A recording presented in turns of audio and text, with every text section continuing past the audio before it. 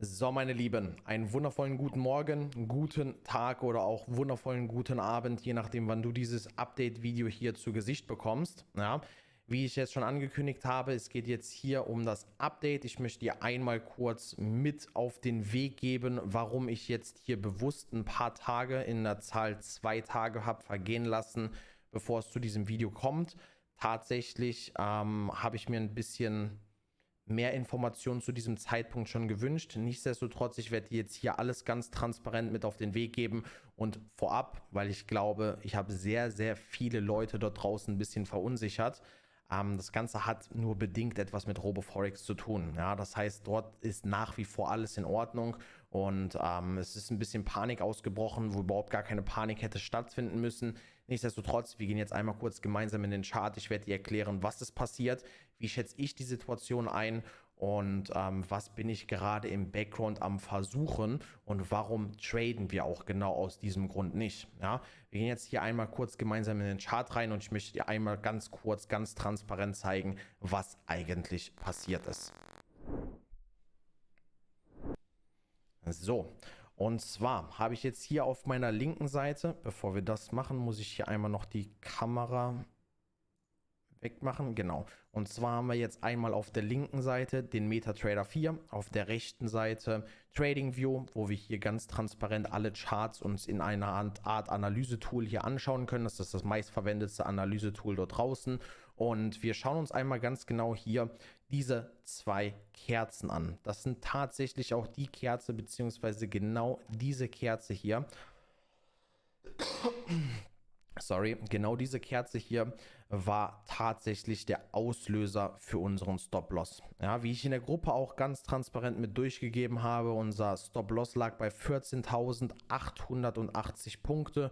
Und was wir hier feststellen konnten, dass wir der Kurs hier bei einem Level von circa 76,4 Punkte war und dann komplett hochgeschossen ist. Und tatsächlich war die Region von 15.020 bis 15.050 mein Profit-Target. Ihr seht es ja immer wieder, ich erhöhe die Positionsgrößen. Hier lag der Stop-Loss für alle Positionen und mit diesem Swing hier nach oben, der dann tatsächlich 15 Minuten später hat stattgefunden, hätten wir anstatt einen realisierten Verlust von 11,5% einen realisierten Gewinn von 5 bis 10% gehabt. Ich würde sogar eher sagen eher Richtung 10 anstatt in Richtung 5%. So, jetzt ist mir natürlich Folgendes aufgefallen. Ich mache das Ganze natürlich auch nicht erst seit gestern. Schauen wir uns diese Kerze, das ist genau diese Kerze hier auf dem 5-Minuten-Chart ebenfalls an. So hat diese einen Docht oder einen Schatten in dem Falle gebildet. Der ist hier bei 84 oder sagen wir einfach mal bei irgendwo zwischen 84 und 83 geendet. Das heißt, und das ist leider traurig, aber wahr, weil ich habe nämlich alle DE40 Charts mir angeschaut. Ich mache das jetzt hier nicht noch einmal, kannst du dir selber anschauen. Ich habe mir alle DAX Futures angeschaut und kein einziger Broker, keine einzige Plattform, kein einziger Future, kein einziger CFD, kein einziger Liquidity Provider hat diesen Preis hier erreicht, wo unser Stop-Loss lag von 14.880. Ja. So, bevor jetzt hier irgendwelche Gerüchte entstehen oder sonstiges, ganz wichtig, hör und schau dir dieses Video bis zum Schluss an und ich möchte dir kurz einmal sagen, was in dem Moment bei mir abgegangen ist, ja. Und zwar habe ich das Ganze natürlich gemerkt. Ich habe sofort analysiert, ich habe gesehen, das Ding ist sofort nach oben geschossen, unsere Stops wurden gefischt und dann kam sofort die Bewegung, auf die ich auch die ganze Zeit gewartet und in Anführungsstrichen gehofft habe, weil das hier wäre unser Befreiungsschlag aus dem Trade gewesen, das hier wären unsere 5 bis 10% Profit gewesen. Bedeutet, wir wurden hier unten in Anführungsstrichen nicht gerechtfertigt ausgestoppt, weil es keinen anderen Broker gab, der diesen Preis angehandelt hat, wo unser Stop-Loss lag. So, ich will natürlich in dem Falle nicht die gesamte Verantwortung abgeben. Man muss natürlich sagen, ich habe in Anführungsstrichen ein paar Fehler gemacht, muss man einfach zugeben. Ich hätte genauso gut erstens mein Stop-Loss vielleicht nicht unbedingt meinem Broker zeigen sollen. Das ist der erste Punkt, ja, sondern einen manuellen Stop-Loss in dem Falle wählen können. Bedeutet, ich setze mir ein Ziel von 14.880. Wenn wir dort angekommen sind, dann schließe ich meine Position. Und habe ich nicht gemacht. Bedeutet, der Broker hat natürlich komplette Einsicht in meinen Stop-Loss, sobald ich ihn hier in die Plattform eintrage. Und ich hätte es natürlich auch gar zu keinem Verlust von 11,5% hier unten kommen lassen müssen. Ja, das ist erstmal mein Eigenverschulden. Auf der anderen Seite müssen wir ganz klar sagen, bei jedem anderen Broker wären wir in dem Falle nicht ausgestoppt worden. Ja, und das habe ich natürlich RoboForex wissen lassen. Ich habe sofort alle Möglichkeiten, die mir zur Verfügung stehen, genutzt und zwar erstmal ruhig geblieben. Ich habe euch kurz eine Info gegeben. Ich hatte meinen Kopf wo ganz anders. Ich war in dem Moment natürlich richtig abgefuckt, ja, sage ich euch so, wie es ist. Ich nehme hier kein Blatt vor den Mund und dachte mir so, ey, was soll das denn? Die haben eiskalt unseren Stop-Loss gefischt, obwohl dieser Preis tatsächlich nie angehandelt worden ist. Was habe ich also gemacht? Ich habe mich bei RoboForex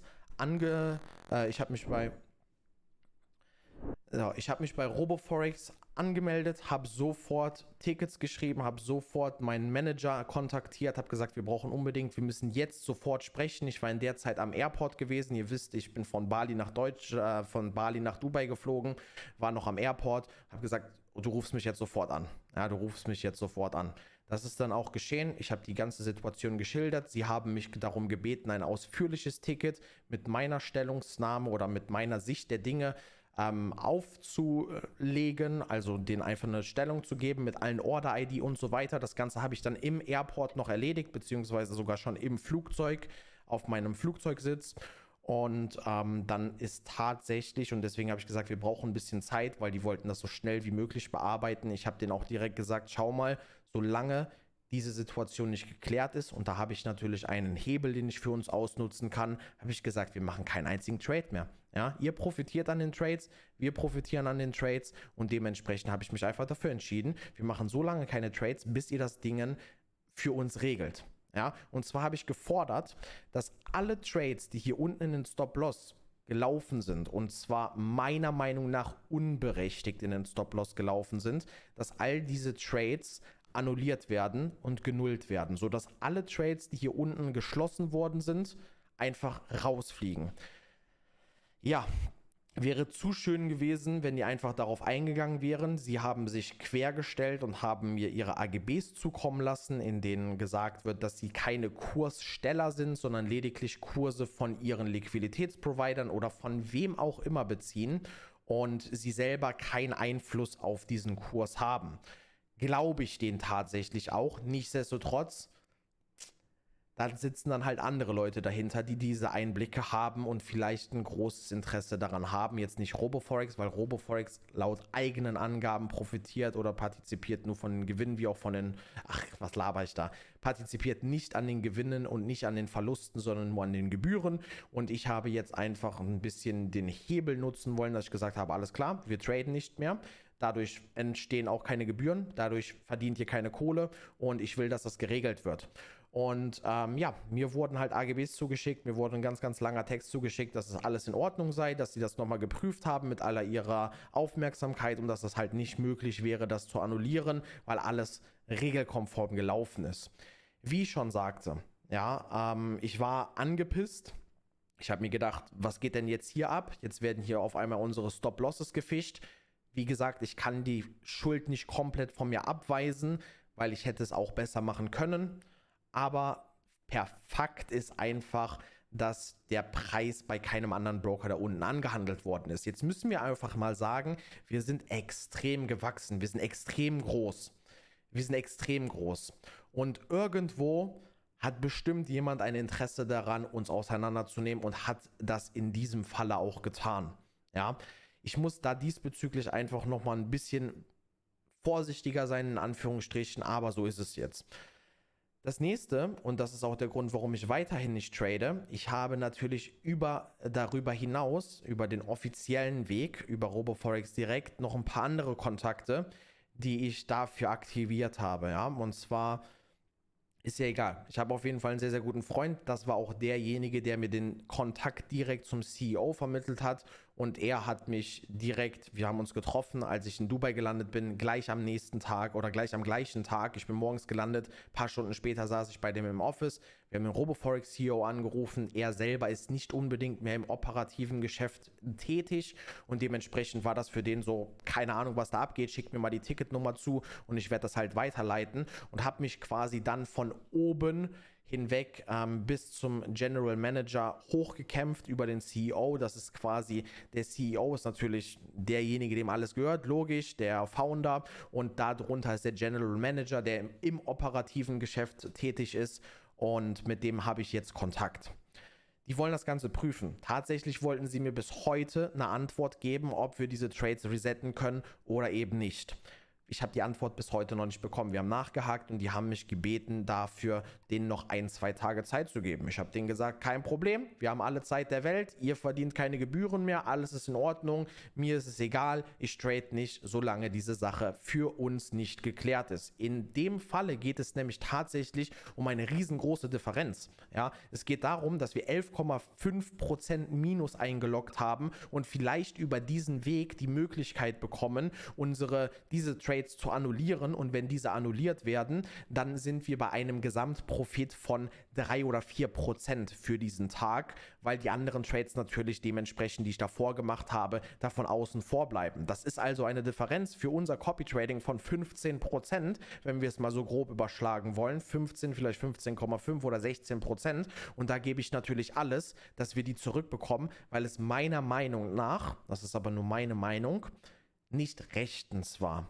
Ja, jetzt müssen wir ganz klar sagen und auch verstehen, was wir hier handeln. Wir handeln ein CFD, wir handeln ein Bankenprodukt, wir handeln eigentlich einen internen Markt. Roboforex ist ein Hybrid-Broker. Bedeutet, sie sind selber kein Kurssteller, sie beziehen die Kurse, aber von wem sie die beziehen, ist natürlich im Endeffekt jemand, der vielleicht ein großes Interesse daran hat, unsere Stops zu fischen. Ja, erst recht, wenn ich denen noch das auf dem Silbertablett präsentiere, in der Gruppe mit euch teile, und das habe ich auch nur gemacht, weil in der Vergangenheit bei höheren Drawdowns mir die Leute immer auf den Sack gegangen sind, ey, bitte sag mir wo, bla bla bla, ich muss kalkulieren und so weiter. Fehler gemacht. Das hat niemanden etwas zu interessieren. Entweder du koppelst dich an mich dran und hältst in Anführungsstrichen, du weißt schon was, oder und vertraust mir da, oder halt eben nicht, dann entkoppel dich halt, ja, aber das waren halt Fehler. Erstens habe ich denen das auf ein Silbertablett präsentiert, wo liegt mein Stop-Loss, das habe ich ins System eingetragen, und selbst wenn ich es nicht im System drin habe und es in der Gruppe durchgebe,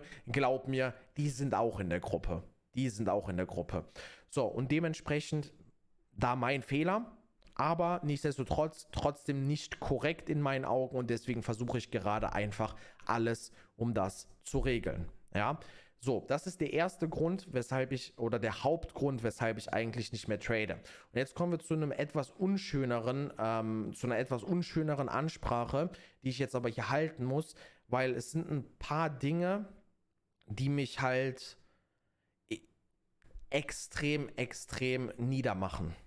Ja, so. Ich werde richtig transparent mit euch sein. Der ein oder andere kann sich das vielleicht denken, wird vielleicht schockiert sein, ist mir aber auch egal. Ich sage dir einfach, wie es mir geht, wie ich mich fühle, was alles mit mir auslöst. Ja, und zwar generell, ich habe einen sehr, sehr starken Charakter, Gott sei Dank. Und das ist wahrscheinlich auch der Grund, warum der Großteil oder niemand da draußen jemals das erreicht hat, was wir im Copy Trading hier gerade abreißen. Ja, unabhängig von der Performance. Performance ist die eine Sache. Wenn du die Performance für dich selber machst oder generell Trading als solches, ist schon ein verdammt hartes Business. Genau aus diesem Grund scheitern auch 97% innerhalb der ersten 5 Jahre und sind dann nicht mehr am Markt. Das heißt, von 100 Leuten sind in 5 Jahren nur noch 3 da. Und wir reden hierbei, wenn du selber tradest. Rechne diese Difficulty, also diese Schwierigkeit, mal 100, und dann bist du im Copy Trading als öffentliche Person. Ich bin einer der wenigen, wenn nicht sogar die einzige, oder ich bin die einzige Person, die so groß ist, die mit seinem Gesicht haftet. Und ich kann dir eine Sache sagen, das macht etwas mit mir. Ja? Wenn ich diese Funds hätte und niemand dran wäre, dann ist die Welt in Ordnung. Weil wenn etwas passiert, life goes on. Ja, du hast deine Kohle verdient und bist weg. keiner weiß, wo du bist, keiner weiß, wer du bist, dein Leben geht ganz normal weiter. Aber Leute, ich sage euch jetzt eine Sache. Trading ist 80% Mindset. 80% Mindset und ein paar Leute von euch ficken mein Mindset. Ja, die ficken mein Mindset. Schaut mal, ich kriege tausende Nachrichten. Ich will kein Mitleid erwirken. Ich muss dir das einfach nur mit auf den Weg geben, weil das ist für dich selber kontraproduktiv. Und ich werde dir jetzt Schritt für Schritt meine Gefühlslage mit auf den Weg geben. Und ich bin generell, wie gesagt, ein starker Charakter. Deswegen bin ich oder auch generell weit weg von Emotionen. Deswegen funktioniert das nur so gut. Deswegen bin ich so ein guter Trader, ohne mich selber herausstellen zu wollen. Deswegen kann ich diese Performance machen und deswegen konnte ich bislang auch mit diesem Druck umgehen und standhalten. Ja, nichtsdestotrotz haben sich mittlerweile ein paar Leute raus oder nehmen sich mittlerweile ein paar Leute raus und behandeln mich, als ob ich hier Angestellter wäre. Ich scheiß da drauf. Ja, ich bin nicht dein Hund. Ich bin nicht dein Angestellter. Ich bin dir keine Rechenschaft schuldig. Du hast dich dafür entschieden, dich an meinen Account zu koppeln. Laber mich nicht dicht. Wisst ihr, was ich für Nachrichten bekomme? Du würdest vom Glauben abfallen und wir reden hier von einem Verlust von 10 oder 11,5% gegenüber einem Profit, den ich eingefahren habe, von 1500, 1600%. Okay, jetzt sind es nur noch 1300%. Wisst ihr, was ich für Nachrichten bekomme?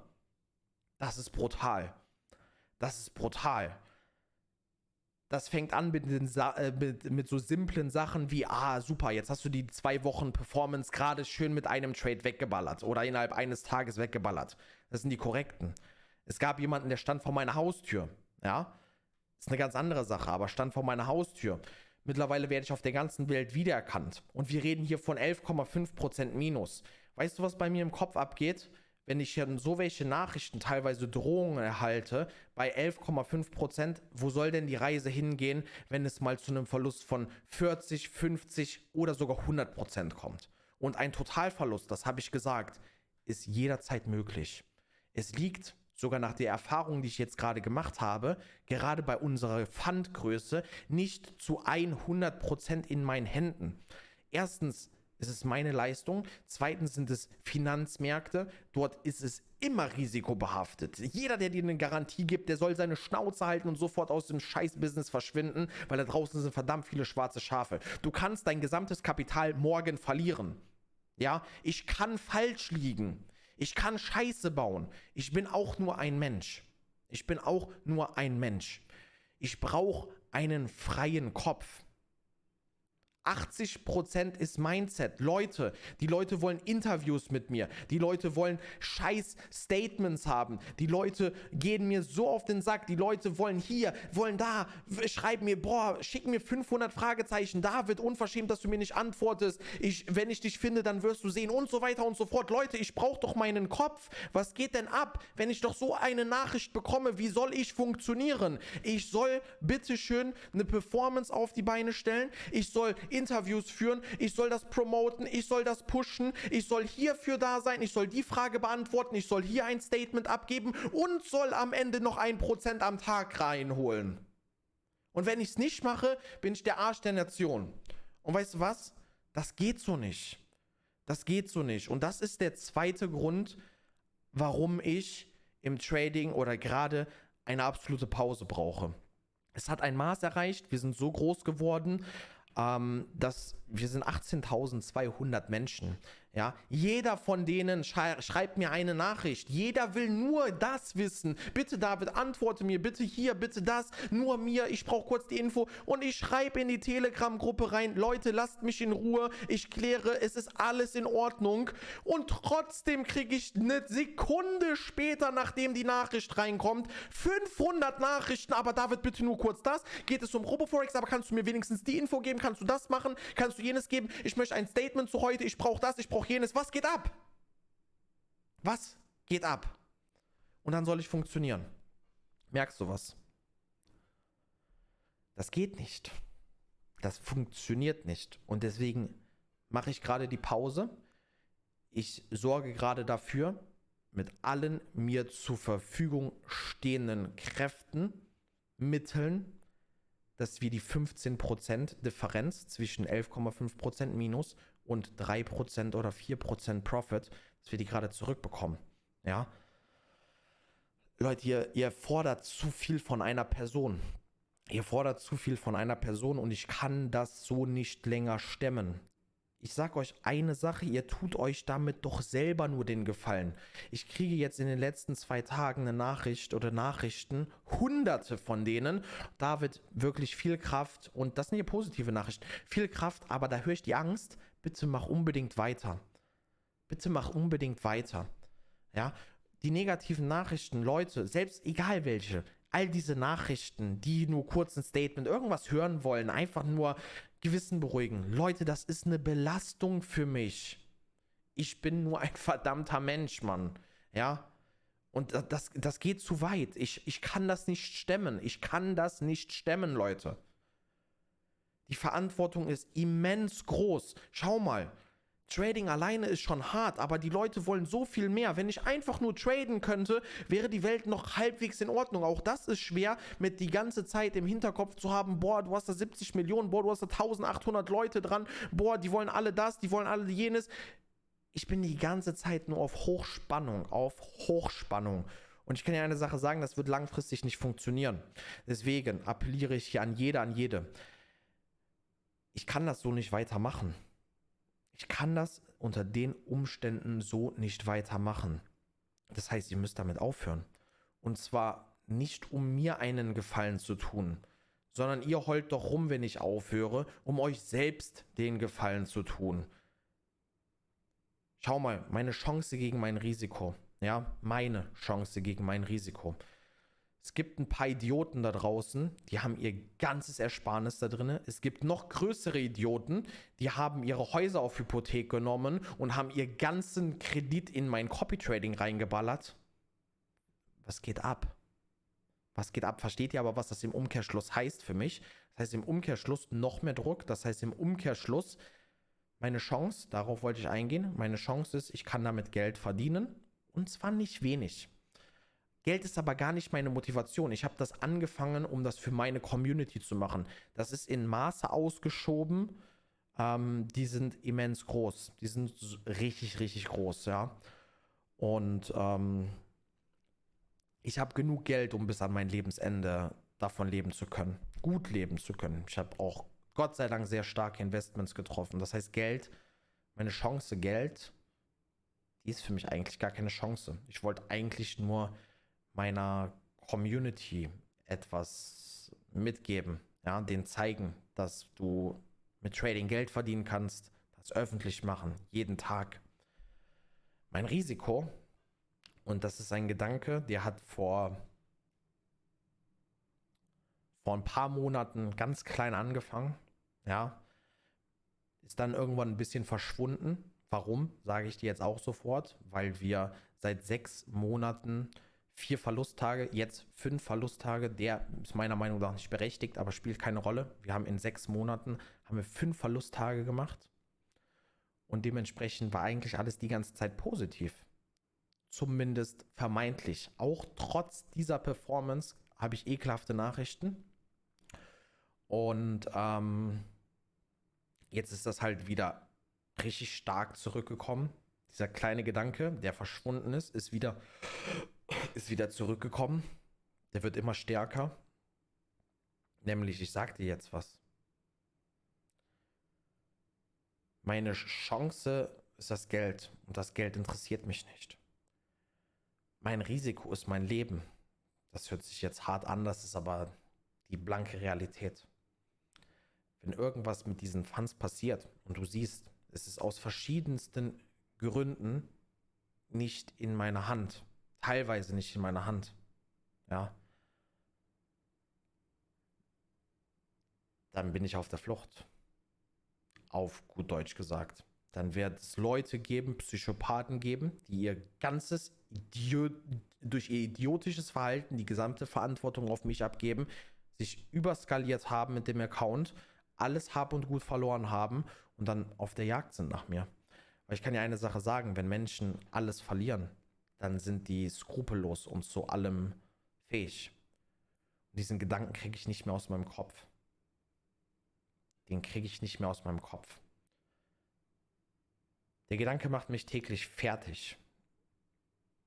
Jetzt seit Montag umso mehr. Weil das war wieder heftig. Das war wieder heftig.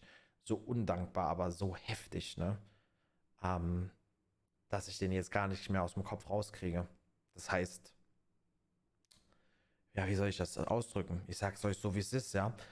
Sollte mit den Funds etwas passieren, was nicht unbedingt nur in meiner Hand liegt, wie ich schon sagte, aber Menschen sind dumm. Menschen da draußen sind dämlich. Die hören nicht auf mich. Die überskalieren ihr Konto. Teilweise haben manche Leute eine Proportionalität von 5 drin. Das heißt, die riskieren 5-mal so viel wie ich. Das heißt, die haben jetzt keine 11,5% verloren, sondern die haben 56 oder 57,5% verloren. Ja, jetzt brauche ich wieder 100% oder mehr, 120%, damit die wieder auf Ausgang sind. Aber darum geht es gar nicht. Aber das Ding ist halt, der Gedanke festigt sich bei mir immer und immer mehr. Und wofür mache ich das? Meine Chance ist das Geld. Das Geld ist es mir überhaupt gar nicht wert. Erst recht nicht, kein Geld der Welt ist dein Leben wert. Ja, kein Geld der Welt ist dein Leben wert. Und ja, das ist sehr traurig, weil unter, ich sag mal, 1000 Idioten würden 17.000 normale, denkende Menschen leiden, aber es ist halt nicht möglich, die rauszufiltern. Es ist halt nicht möglich, die rauszufiltern. Und ja.